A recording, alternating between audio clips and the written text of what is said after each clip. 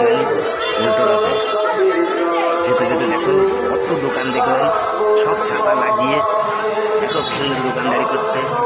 দেখো দুই পায়ে দিয়েই দোকানগুলো যেরকম যেরকম মেলায় দোকান থাকে সব রকমই দোকান আছে, জিলাপি, ফুচকা, আইসক্রিম। তাই ভাবলাম একটু দেখে আসি জগন্নাথ ঠাকুরটা। কালকে তো আর দিতে পারিনি ভিডিওটা, আজকে দিচ্ছি বন্ধুরা। দেখো আইসক্রিম স্টল, চলে এসছি আমরা ঠাকুরের কাছে।